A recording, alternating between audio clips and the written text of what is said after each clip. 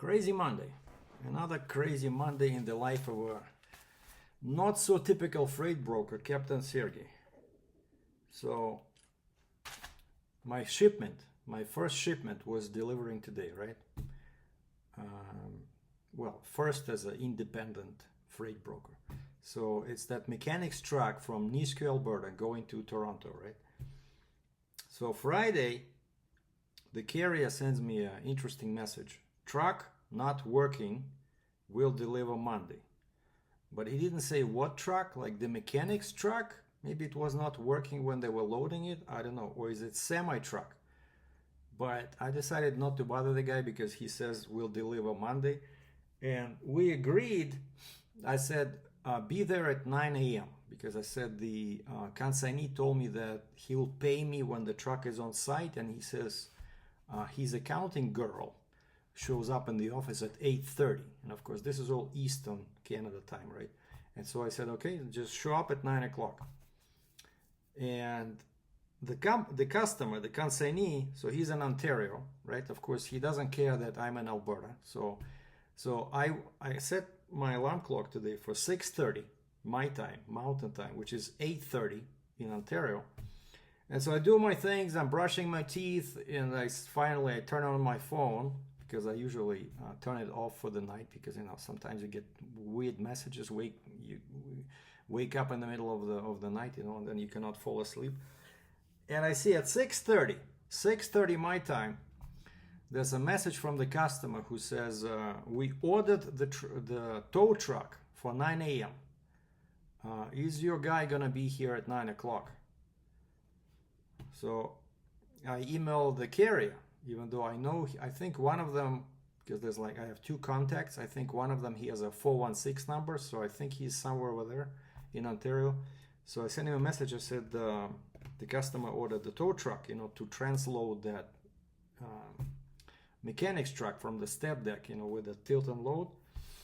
And the guy says, the driver discovered faulty brake lights on the truck and trailer this morning. The mechanic is working. Please reschedule for 10:30 to 11. And my first thought was, okay, the guy said truck not working Friday, so why didn't fix it Friday? Because I look at the timestamp, I got that message at like 2 p.m. my time, which is like 4 p.m. in Ontario. So I understand sometimes carriers, don't want to spend extra money on the weekend, right? Because if you call a mechanic on the weekend, it's always extra money.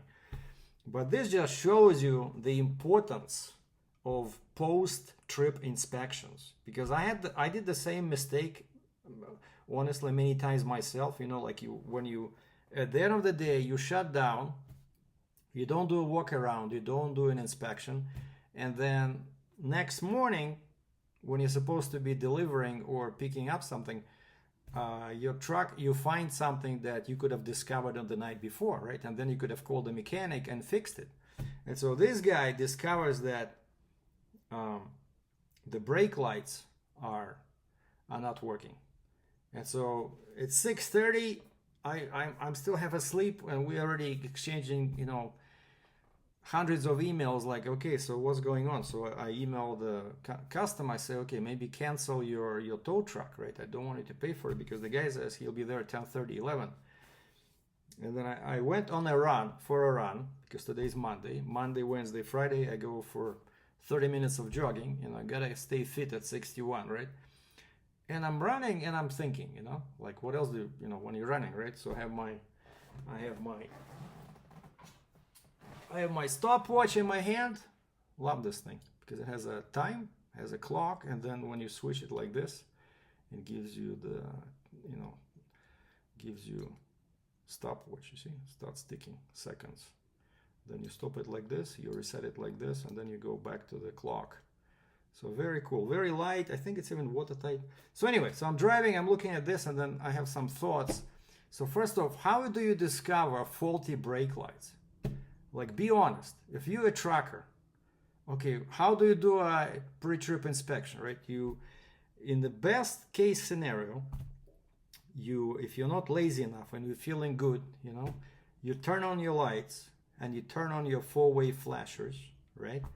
and you open the hood, you check your oil, your coolant, windshield washer, right? Then you close the hood and you walk around and you look at your tires. So to check the brake lights, you need either another guy, like it's two of you, right? Or you need to put a brake, or what I used to do, I had like a hammer or a stick, and I would bring the seat really close and I would push it into the brake pedal, but nobody does it. Basically, when you by yourself, it's very unusual to be able to find brake lights. The only thing I'm thinking is if you parked somewhere, let's say the truck stop near a wall and it's still dark outside, right? And so you hit the brake pedal, and if it's dark and you have a wall, you should be able to see red lights, right? If you don't see red lights, that's something funny. But anyway, I thought something funky was going on anyway, so we keep exchanging emails. When I came back, and so where's the truck? The guy says the truck is in Toronto. Like, can you at least tell me how far it is from the consignee? He says, oh, it's in our yard. So they have 2 yards, one in Alberta, one in Toronto, right? So it's been sitting there all week, and of course Monday they discovered the faulty brake lights, right? So you would think that you would prepare, maybe on Saturday go check or something, or Friday night, I don't know. But anyway, took them. They were late 3 hours. No, I think they arrived at 1 o'clock. Like, they kept telling me, okay, the truck is leaving next 15 minutes. Of course, that's BS. I said, okay, let me know when the truck is done and it's heading that way. So basically, there was some kind of a faulty switch, and then they had to send the pickup truck to pick up a part. Like usually, right? Just when it does not rain, it pours, right? So it was not just some wiring; it was a faulty switch. So they had to drive to a parts store, get there, install it. So lost like 3 or 4 hours, but finally they sent me a message. The load is delivered. I send a text to my customer. He says, thank you. We'll start the payment shortly. And just now, so it's 2 p.m. my time, so it's 4 p.m. Ontario time. I just got an Interac email transfer, and I send the money to the carrier.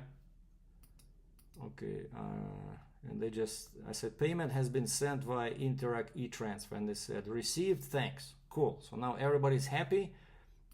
I got the money from the customer,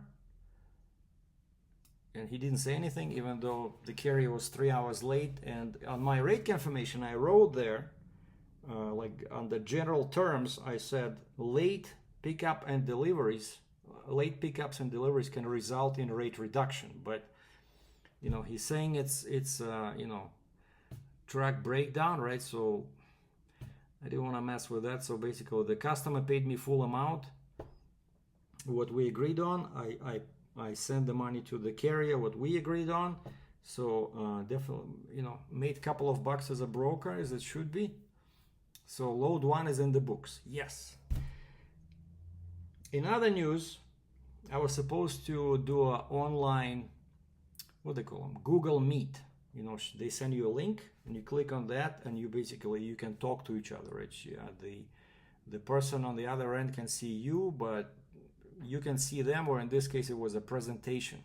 But 9 o'clock, nothing happens, and so I was busy. I went to a coffee shop, so I was busy dealing with this broken down truck. Like I said, we exchanged probably like 20 emails during the morning, because the guy would not give me full details, what's happening, where's the truck. And then also I looked at tomorrow is my next load, picking up in Ottawa, that ambulance, right? And I was a bit worried about the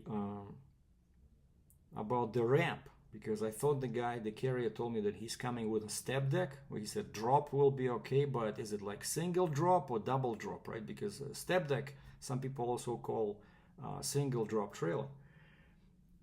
And that place, because it's a government division, basically public, transit, whatever. They're closed today because today is a holiday. And so I cannot ask him.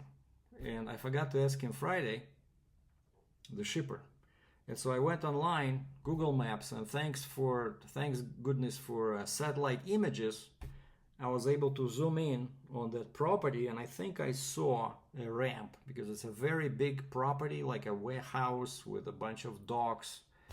And I thought, okay, so at least I see some kind of a resemblance of a ramp. And then if not, pretty sure they get deliveries all the time with dry van trailers, and I could see there's a bunch of docks, right? So they could take this ambulance and probably load it, from a dock on the step deck trailer. And then all of a sudden I see a message from that carrier, and he says, "Oh, ramps are not a problem. We'll be coming with the double drop trailer." Okay, and I already got the money for that one. The customer in Florida who's expecting this ambulance already paid me Friday. I have all the money, so as soon as this delivers, I will pay the carrier. And they're Canadian, so I can also use Interac email transfer probably, if they allow me that much. If not, I'll do a wire transfer. And then I emailed this lady from the temp agency. I said, "So you still have that job in near Calgary there, an hour away, as a skid steer operator? Like, I thought you said we'll do the online thing at 9 a.m. And she says, "Yeah, we still have that. I'll call you back." So she calls me back, we chat, and turns out it's not 9 hours, and the start of the shift is not at 7:30. But the good news is that the salary is still $28 Canadian an hour. Man, I'm gonna be rich. So it turns out the start is at 7:30 on day one, and you work till 6. And then 7:30, because it's like new operators, there's some kind of an orientation meeting there. And then every other day, every day after this, you start at 6 a.m. and you work till 6 p.m. with one unpaid 30-minute break. So they pay you for 11 and a half hours at $28 an hour. And then they also allow 2 15-minute breaks that they pay for. So one is at 10 o'clock, I think, and the other is at 2. But it's just crazy hours. But I thought about it, and then I said, okay, what about weekends? Like, I'm okay trying this for 3 months, but at least I need some free weekends, And she says, yeah, should not be any weekends. So basically just Monday through Friday. And I said, okay, sign me up. So we did the orientation.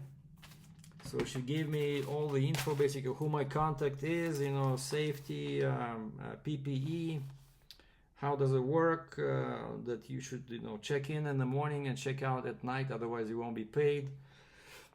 Well, basically, I'm getting hired by the temp agency, not by the construction site itself, but by the temp agency. So, and I said, my big concern is that what if I show up there Wednesday? We agreed on Wednesday. I start the day after tomorrow. I show up there and they say, we don't need skid steer operators today. We need laborers, general laborers. And she says, no. If I'm hiring you as a skid steer operator, right? You have experience, right? I said, yeah, I thought we talked about this. Like, are we going around experience again? And I said, I send you all my info, my certificate. Where is that? See, like, now I carry this beautiful piece of paper or plastic, right? You see that?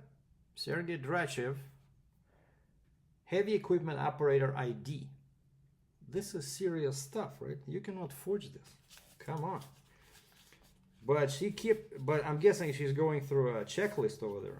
Like, I cannot see her face, but I see the presentation. So they pay every Friday for the previous week, and you have to enter your timesheet by the midnight on Sunday online. They use a third-party payee company or paying company, banking company, where you have to go. They're gonna give me like a user ID and password. It's all like high technology, So by the end of each week, you have to go to that banking website, so to speak, and enter your timesheet for for the week, and you have to exclude that 30-minute break. So basically, let's say I work Monday, Tuesday, Wednesday, Thursday, Friday. I put in 11.5 hours, times 5, whatever, and they do a direct deposit, right?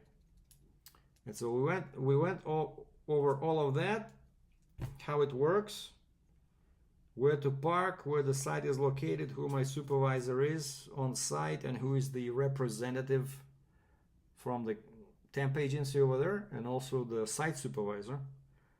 And they said, make sure you bring a 1 liter water bottle.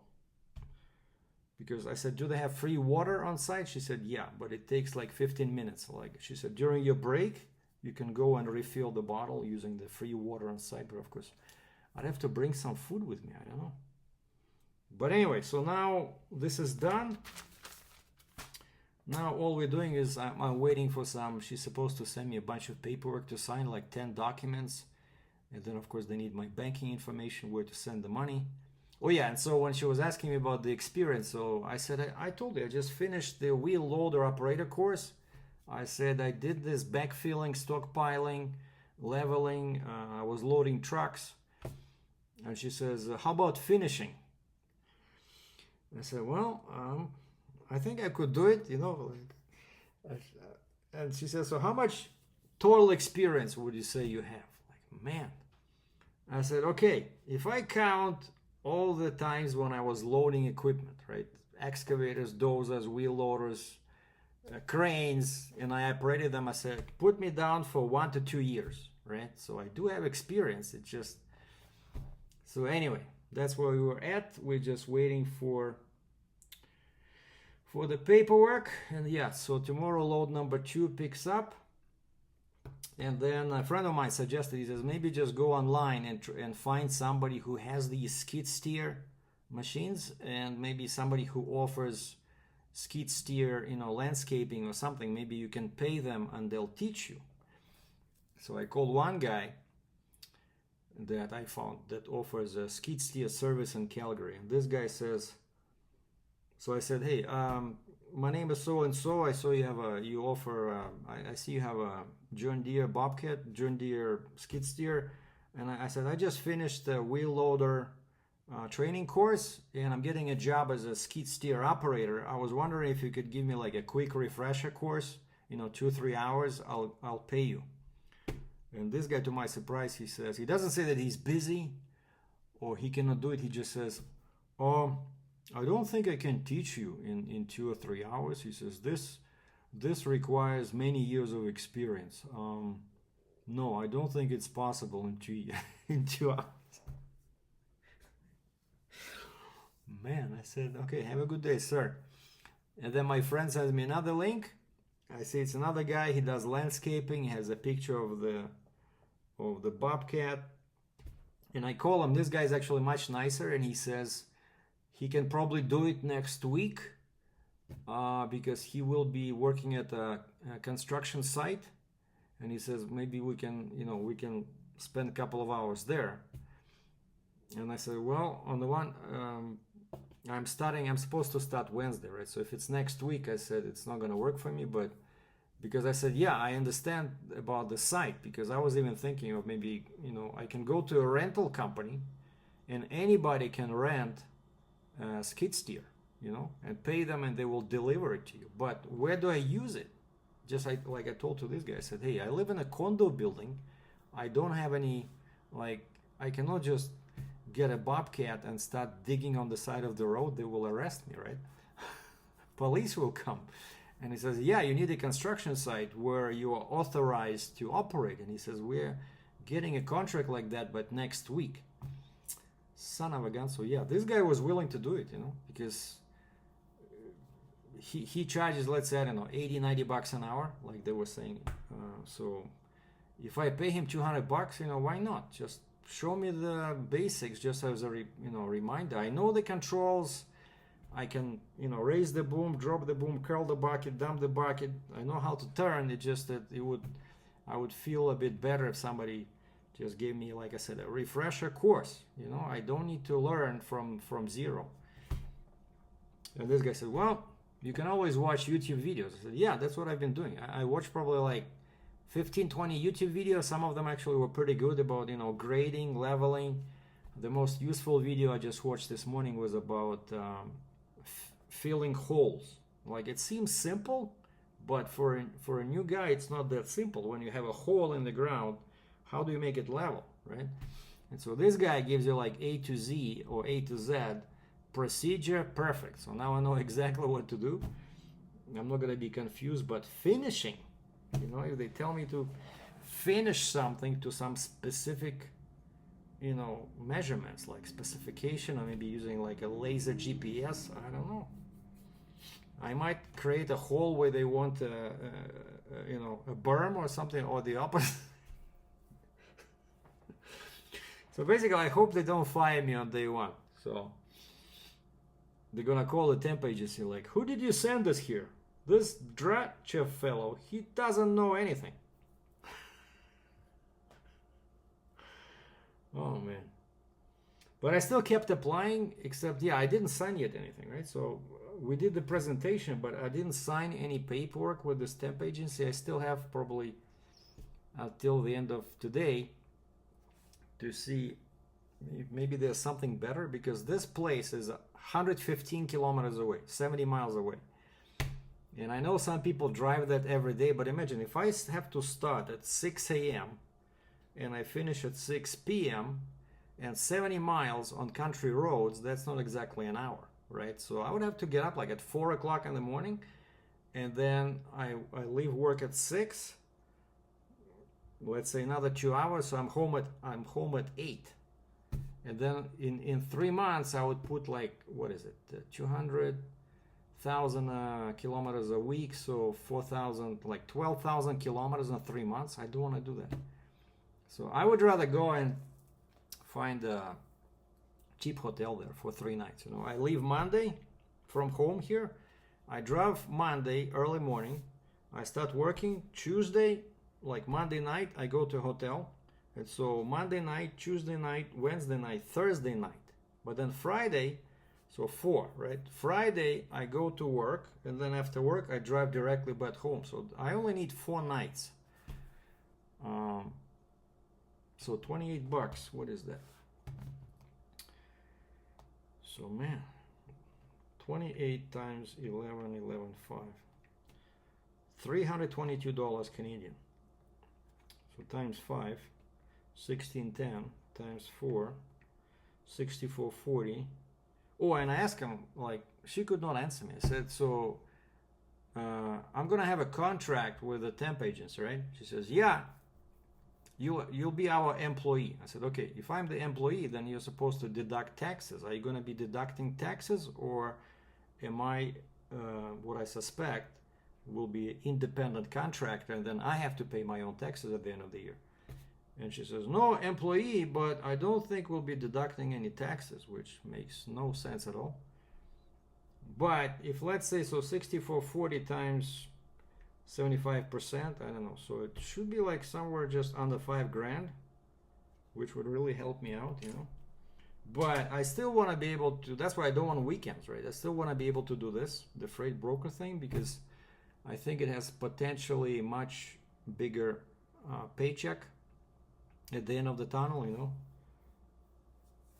But if I work from 6 to 6, I don't know. That's why I reactivated my voicemail. Normally I don't use voicemail. Now I went to, you know, to my TELUS line there. I created a password greeting, so because I'm pretty sure they will not be happy if I start using, you know, if I'm driving the Bobcat and I'm talking on the phone. Okay, you want a quote? Okay, hold on, let me write it down. So they will kick me out, you know. So yeah, that's what's happening. Lots of new events, but today was crazy with this mechanics truck, man. And so yeah, tomorrow the ambulance is getting picked up, and the big problem, actually, that we'll see that tomorrow, because the Ottawa is only 2 hours away from the border, and all the customs paperwork is already set up, as far as I know. But that might be a big holdup if something is wrong with the paperwork. But as soon as they can cross the bridge, 1000 Islands Bridge in Alexandria Bay, New York. Then I can relax, you know, for a few days until they reach Florida. That's where this ambulance is going. So hopefully that trip will be easier than this one from Nisku, Alberta to Ontario. Thanks for watching.